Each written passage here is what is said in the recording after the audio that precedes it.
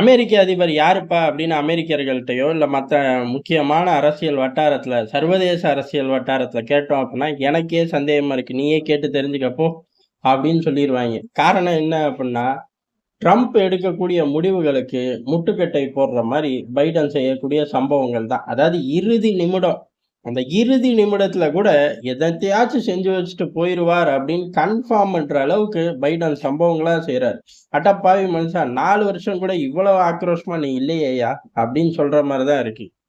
அப்படி என்ன பண்ணிட்டாரு இப்ப அப்படிங்கிறதான். என்ன பண்ணிட்டாருன்னா, பாரிஸ்ல ட்ரம்ப், ஜெலன்ஸ்கி சந்திப்பு நடந்துச்சு.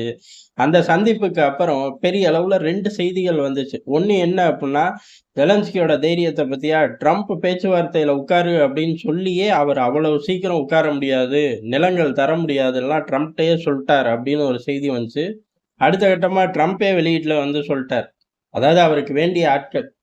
செலன்ஸ்கி பேச்சுவார்த்தைக்கு தயாரா தான் இருக்கார். சீக்கிரம் முடிவு எட்டப்படும் அப்டின்ட்டு போயிட்டார்.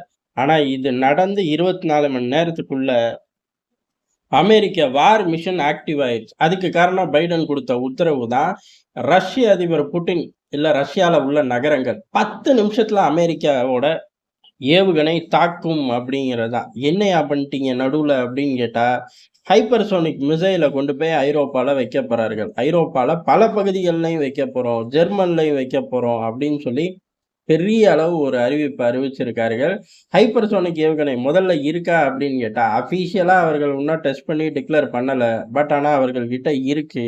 அந்த ஆயுதமும் 25ல அஃபிஷியலா சொல்லுவோம் அப்படின்னு தான் சொன்னார்கள். இப்ப அத தூக்கிட்டு போய் ஐரோப்பால வைக்கிறோம் அப்படின்னு சொல்லி அடம் பிடிக்க ஆரம்பிச்சுட்டார்கள்.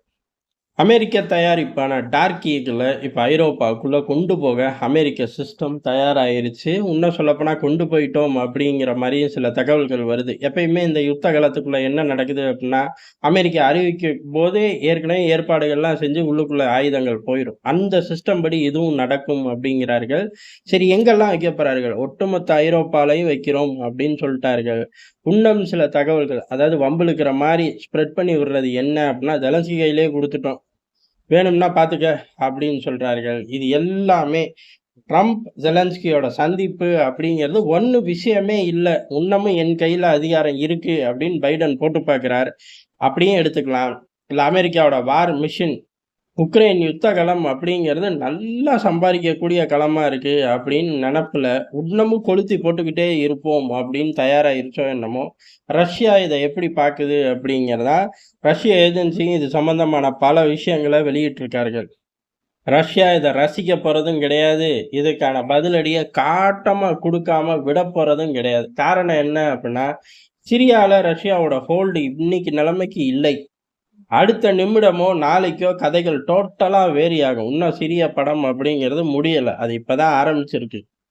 அப்படி இருக்கும்போது உக்ரைனுக்குள்ள ஒரு நல்ல ஒரு சாலிடான மைலேஜ், பல ஆண்டுகளுக்கு நிலைக்கக்கூடிய ஒரு மைலேஜ்ல இருக்கக்கூடிய ரஷ்யாவ, இந்த மாரி மிக அருகாமையில் 10 நிமிஷத்துல கிரெம்ளின நெருங்குவோம். 10 நிமிஷத்துல ரஷ்யால எந்த பகுதியில இருந்தாலும் சரி, தாக்கி அழிக்க எங்கனால முடியும்னு ஆயுதத்த கொண்டு வந்து வைக்கும்போது, ரஷ்யா சும்மா இருக்காது. ரஷ்யா அதுக்கான எதிர்வினைய உக்ரைனுக்குள்ள ஃபர்ஸ்ட்டு காட்டும். 2வது அப்படிங்கிறது உக்ரைனுக்கு பக்கத்துல காட்டும். இது 2மே ஐரோப்பாவுக்கு முதல் ஆபத்து. ஏறக்குறைய ட்ரம்ப்பும் வந்து அதே நிலைப்பாட்டுல இருந்தா அமெரிக்காவுக்கு நேரடியா காட்டும். இந்த 3 ஜோன்கள்ல ரஷ்யா பயணிக்கும்போது, ஆட்டோமேட்டிக்கா அமெரிக்கா மிகப்பெரிய விலை கொடுக்கணும். ரஷ்யா உக்ரைனுக்குள்ள பயணிக்கும்போதே இவர்கள் தப்பா டான்ஸ் ஆட ஆரம்பிச்சுரும்.